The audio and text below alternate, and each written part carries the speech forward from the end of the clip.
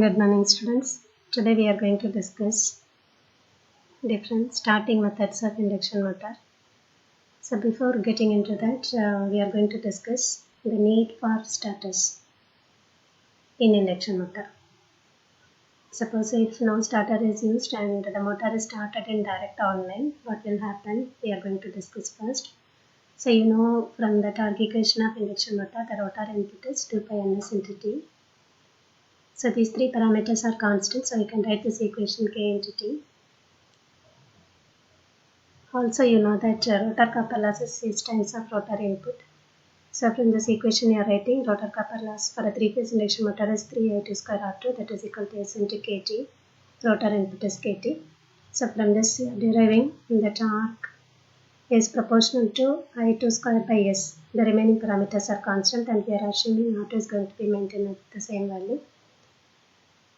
And during the starting condition, S is equal to 1. And this rotor current is always proportional to stator current because induction motor is a singly excited system. It is going to be supplied only through the stator. So I1 is proportional, I2 is proportional to I1. So that this equation is now written as torque is proportional to, instead of I2 we are writing I1 square by S. And T is equal to, this is equated with the proportionality constant K. So T is equal to K times of I1 square by S. During starting condition S is equal to 1. So on substituting it, we are going to derive the equation for torque developed in an induction motor during the starting condition. And we are representing it as T suffix ST. So TST is equal to K times of current run during the starting condition is ST. So instead of I1, I am writing now is IST. S is 1 during the starting condition. So torque developed in an induction motor during the starting condition is going to be TST, it is going to be equal to K times of IST square. IST is the current drawn from the source during the starting condition, or we can simply say that IST is equal to starting current. Okay. So then we are going to derive the equation for torque developed in an induction motor during the full load condition. So with the same approach, so from this equation you can write now TF, that is the torque during the full load condition, that is equal to K times of, so the current drawn is full load current IF square. Slip during the full load condition is SF. So the same equation is written for a full load torque as TF is equal to K times of IF square by SF. So now you are going to write the relationship between the torque developed during the starting condition and full load condition. So that is the ratio TST by TF is equal to, so from this equation it is KIST square divided by KIF square divided by SF. So this equation K will get cancelled, so that IST divided by IF the whole square. So the SF will go to the numerator. So it is IST by IF the whole square multiplied with this SF. So this is the important relationship. And another thing we are going to assume throughout the discussion of this starters in an induction motor is this IST is going to be equal to ISC. So that is when motor is direct switched onto the normal voltage, the starting current is the short circuit current ISC. So you are going to keep a relationship IST is equal to IF. So this equation now is written as TST divided by TF is equal to ISC by IF the whole square multiplied with this SF. And this ISC by IF is going to be assumed as A. So it is simply A square S. This is an important relationship throughout this discussion for squirrel cage induction motor starting methods. You are going to keep this equation. So now we are going to assume something and we are going to get a conclusion that what will happen if the motor is started without any starters. So now assume that no starter at all, so that the current drawn from the induction motor, current drawn from the supply by the induction motor is 7 times of the full load current. Suppose if 7 times of full load current is drawn from the supply during the starting condition with the full load slip of 4%, what will happen? You just substitute everything in this equation. So this ISC is 7 times of full load current. So this IF will get cancelled. So 7 square multiplied with this SF is 4%, that is 0.04. So it is 7 square into 0.04. So on calculating this, you will be getting 1.96. So what you are getting as a conclusion is torque developed in an induction motor during the starting condition is 1.96 times of the full load current. What is our requirement in an induction motor is, so we have to increase the starting torque with the reduced current drawn from the source during starting condition. But what is happening is without any starters, the current drawn from the source is 7 times of the full load current, which the induction motor cannot able to withstand this high current. And the torque developed is only 1.96 times of the full load current. But our requirement is we need lesser current to be drawn from the source during the starting condition to avoid any damage to the windings of the induction motor. But we need to develop a high starting torque in an induction motor so that the motor can be used for applications like loaded applications. Sometimes it may be needed to start the motor with some load also. So in that case, the motor need to develop a high starting torque. So that too is not satisfied without any starters. So if you start the induction motor without any starting methods, with full line voltage applied to the motor, or you can say it as a direct switching or line starting of induction motor. If you carry over to the induction motor, the current drawn from the source will become very high, which cannot be withstood by the induction motor, as well as the torque developed in the motor is also very lesser. So to reduce the high starting current drawn from the source, you are going to use some starting methods in induction motor. So as you can see from here, for a school gauge induction motor, these three starters we are going to use: primary resistance starter, auto transformer starter, and star delta starter. And for a slip ring induction motor, under the rotor resistance is there, so that can be used as a starter. As we have discussed in DC motor, what is the main component or element we are using to reduce the starting current is the resistance. 2-point starter or 3-point starter or 4-point starter, wherein we will be using the resistance as an element to reduce the starting current. So, but in a school gauge induction motor, there is no any option, or there is no any option to introduce the starters either in rotor. So we are not going to use the rotor resistance method. We cannot use, because in a school gauge induction motor you cannot add anything external to the rotor circuit. So you cannot use that particular method. But in the stator side you can include. So that is why we are using this primary resistance starter. So the slip ring induction motor, using the same resistance which you can introduce into the rotor circuit, you can use the same resistance for starting, speed control, and braking methods of slip ring induction motor. But that is not possible with the school gauge induction motor.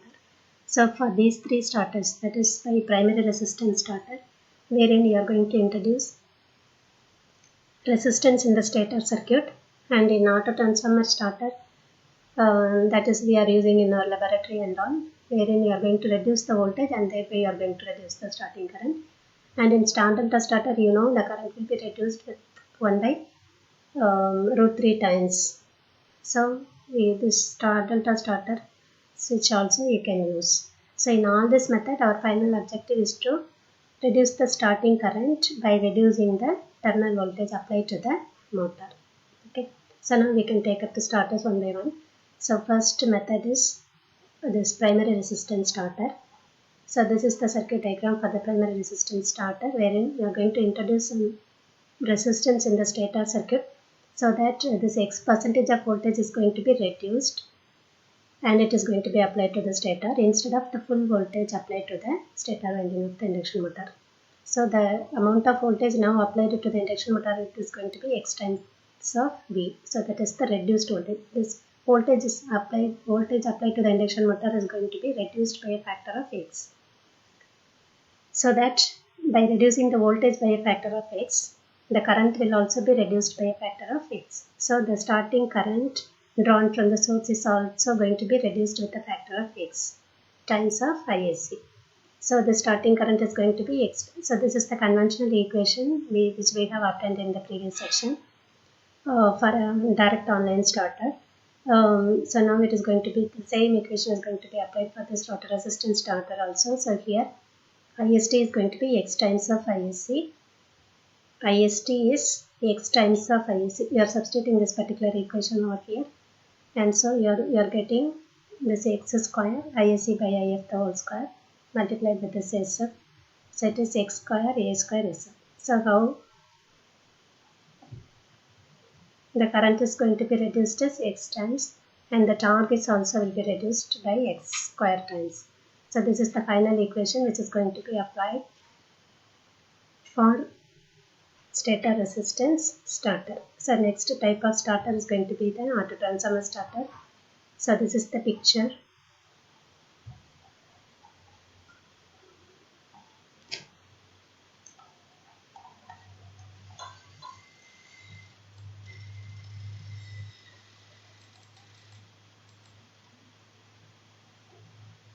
So you can see, so this is the auto transformer by which we are going to reduce the voltage applied to the motor.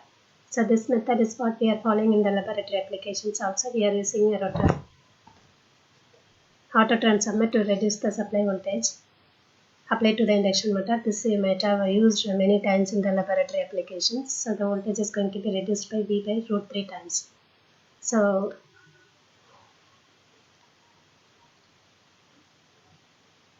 if it is a star connection,